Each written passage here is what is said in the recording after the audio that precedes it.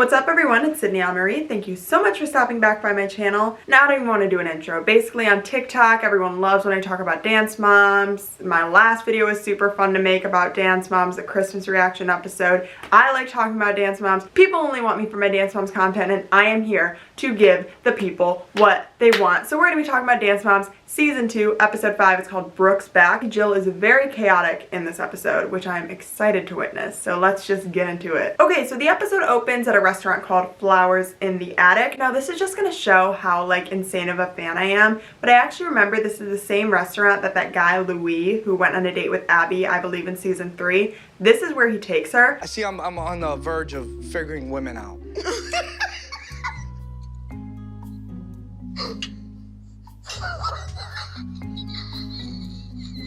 I mean, is this place good? It's been in 2 Dance Moms episodes. Let's look it up. Flowers in the Attic, Pittsburgh. They have hummus and a salad in which you can add grilled chicken. Count me in. Let's go. Dance Moms being field trip to Flowers in the Attic. This is gonna be everything. Please let this be a normal field trip with a friend? No way!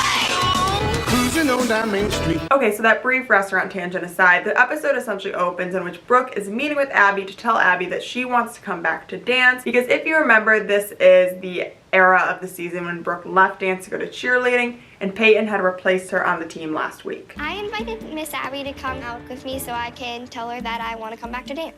You let a lot of people down.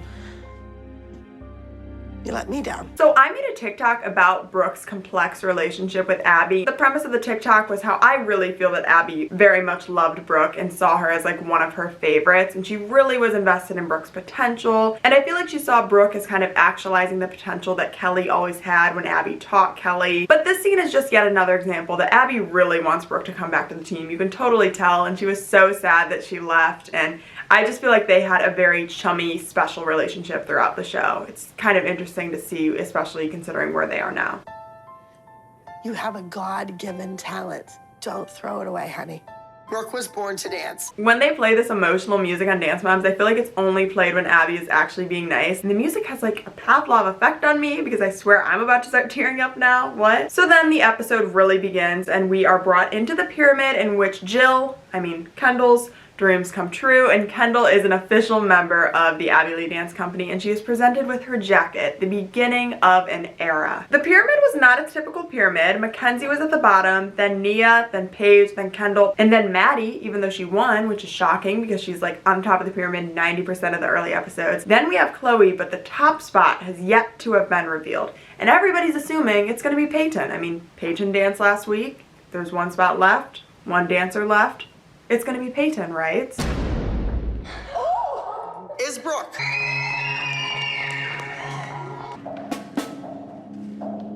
This is so awkward. I mean, truly for everyone involved. Like, you have Leslie and Peyton giving each other that look of like, we're gonna be on top. 'Cause we on top. And then Brooke's unveiled. The girls instantly are like so elated. And then they realize that Peyton's literally crying, and I feel bad for her. I mean, that's awful to have that stripped away from you when you think you're gonna earn something. And then they run over to comfort Peyton, and Brooke's kind of just there. A whole mess. Dance Moms, typical, just like cringy, awkward. I can't believe I'm watching these scenes. No offense to Peyton, but she towers over this dance team. She doesn't fit in with these girls. Now my little Kendall fits right in perfectly. Yes! I was hoping we'd get that line from Jill in this episode. My little Kendall. My little Kendall, my little Kendall. Ah, my little Kendall.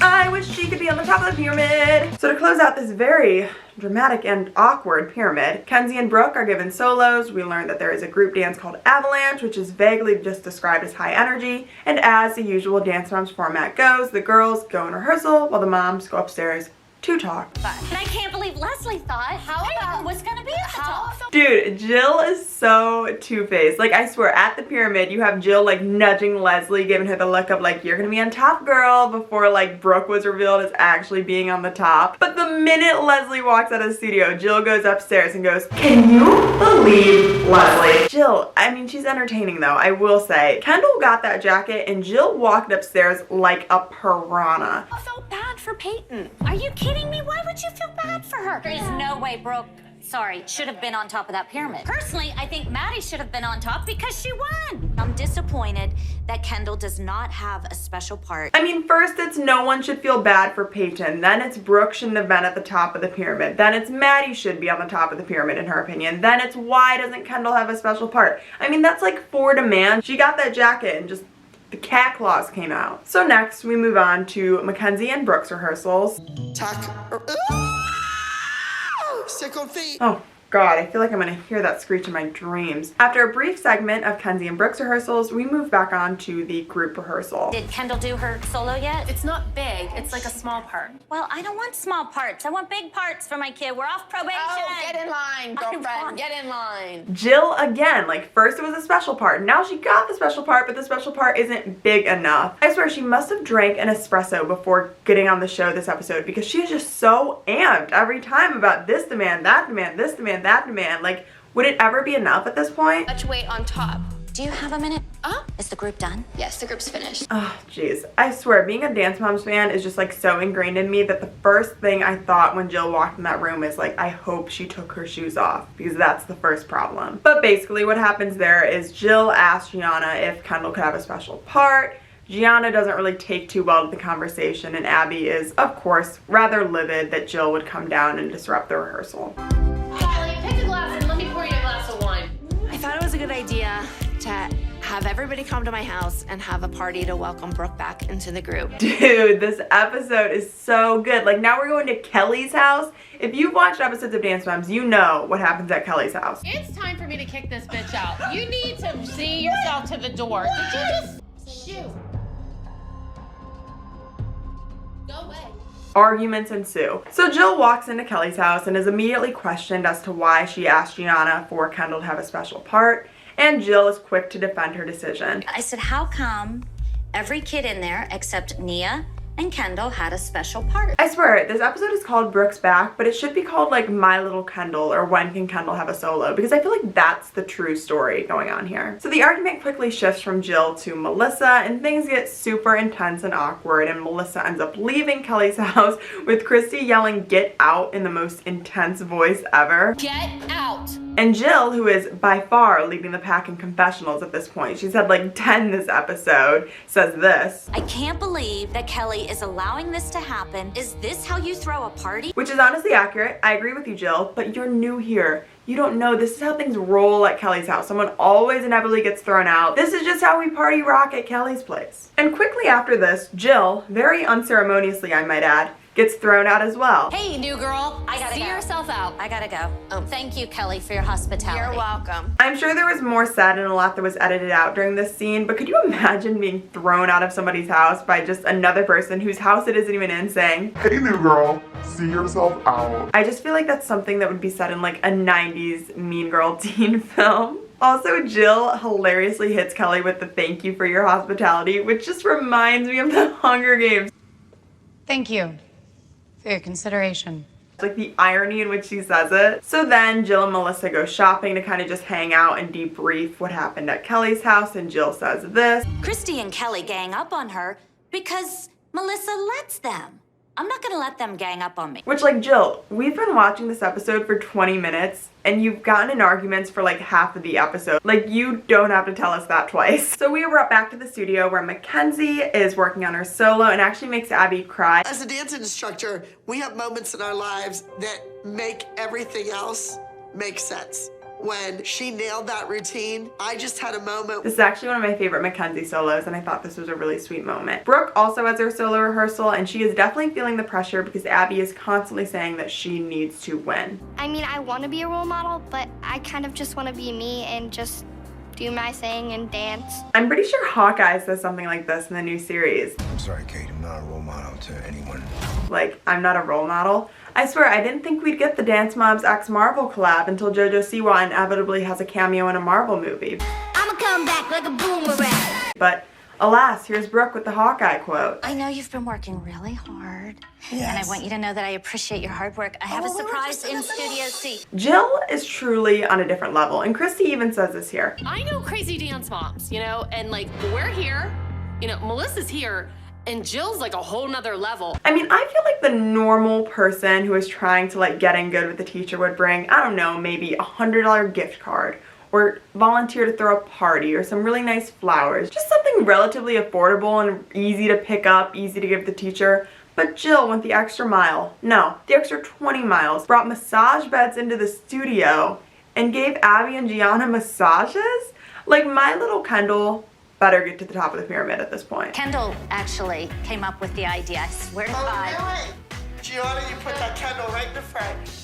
Perfect. That was a joke, but by the way Jill reacted, I could so see her like actually using this in an argument if Kendall doesn't get a special part. Like, she'll be fighting with Abby and say, Abby, you said in the massage room that Gianna should be putting my little Kendall in the front row. I want big parts. So before the massage can really even get started, the moms walk in and immediately feel that something is up and immediately wonder about where Jill is. Were you having a private? No, I wish. I just came through. She's It doesn't pertain to you guys. If it's nothing, it's none of your business. Oh my god, Jill was so obvious about it. Like, I don't know if the producers are like telling people on Dance Moms to really emphasize when they're feeling nervous, because early in the episode when Brooke and Abby were about to go to lunch, Brooke is like rubbing her nails like this, and then just now Jill's just like, oh, I just came through. It doesn't pertain to you.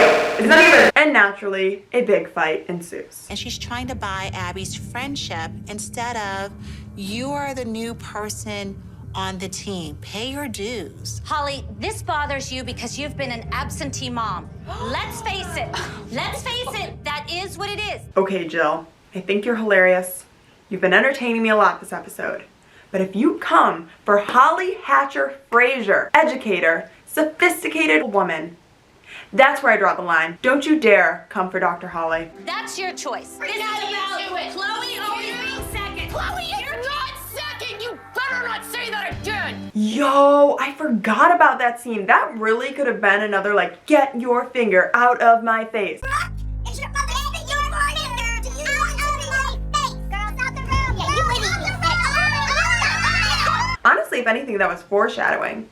2 seasons earlier. But foreshadowing nonetheless. So we are off to the competition, which is in Long Island, New York. And in typical Abby Lee Miller fashion, she starts screaming at the bus driver, who is completely over it. I am Abby Lee Miller. When I ride on a bus somewhere, you listen to me, not the lady on the GPS. I swear to God, if this woman doesn't just leave me alone and let me do the job that I'm paid to do, doesn't she have another charming Charlie sale to raid? So we're at the competition, and Jill, of course, is going on and on about how Kendall doesn't really have a special part or a solo or anything extravagant, and says this. This is me trying to work my way up. Right. I will do what you tell me, but I'm asking you, when can Kendall have a solo? When can Kendall be more a part of what everybody else gets a part of? I swear, if I did like a push-up every time Jill insinuates that Kendall should have a solo in this episode, my arms would likely be sore at this point. So Mackenzie does her solo. The party starts right now and absolutely rocks it. In my opinion, this was a breakthrough solo for Mackenzie, especially in the earlier seasons, and Melissa agrees because she does say this. Kenzie is 7, and before she just did it for fun,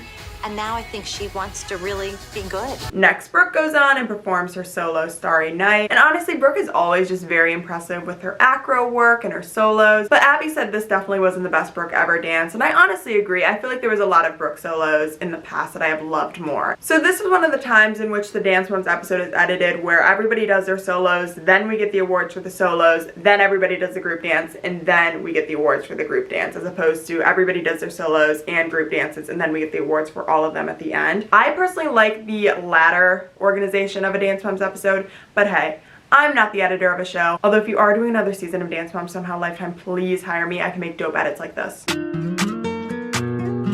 Now my little Kendall, when can Kendall have a solo? We're off probation. I want big part. My little Kendall. But anyways, the results are that Mackenzie places first in her solo and Brooke places third. I ended up getting 3rd place with my solo instead of 1st. And I was really nervous that Abby was gonna yell at me and tell me that I wasn't good enough for the Abby Lee Dance Company. However, despite Brooke's concerns, Abby actually seems very pleased with Brooke's performance in the dressing room, and she says she did well. Brooke, I think you did well, considering that you danced 2 hours before the rest of those girls. Thank God, because I've had too much of Jill fighting with everyone this episode. If I had a Kelly and Abby fight in this episode, that would just be too much for me to handle. I mean, watching Dance Moms is becoming like a full-time job. I'm actually gonna borrow some lipstick, so Jill, if you would feel better if I borrow from you, I will. Would you like me to put it on you? I would love it. Oh, again with Jill. I mean, massages, makeovers. What's next? Is Jill gonna invite Abby to live in her home? I do kind of love how shameless Jill is through all of this. I mean, I guess it is all for her little Kendall. So before the girls go on stage for the group dance, Jill and Christy get in the same fight that they've literally gotten in 5 other times throughout this episode, and Abby just scolds all of the moms. I don't know what's going on in this room. I'm glad the girls left because I'll tell you what, some of the language and the yelling, they get upset. They get worked up. The girls go on stage and I think they do a good job with the avalanche dance. I mean, it's not my favorite dance they've ever done, but it was clean. They had very good facials and energy, which I really enjoyed. And I really like the song. So the group unfortunately actually placed second, so Mackenzie was really the big winner of this episode. The mom seemed decently pleased with the placement of second and said that the girls did their best. Abby wasn't super pleased with the placement, but to be honest, compared to how she's reacted in other episodes, she didn't seem too mad. It was kind of just an uneventful moment. Second is the first one to lose. However, before the episode ends, Abby essentially gives an ultimatum to the moms, primarily directed at Jill. Jill, you're not on probation anymore. I understand that. But earlier, it was on and on and on about how come your kid's not doing something special. And alas, we get one more Jill argument. I mean, we gotta bookend the episode. Start with the Jill argument, end with the Jill argument, and a million Jill arguments in between. And all you do is come down on me non-stop about anything I try to do to get Kendall more a part of the team. Also, Jill ends the episode by saying this. They pushed me out of that door, but I'm not leaving. I'm coming back with my guns drawn.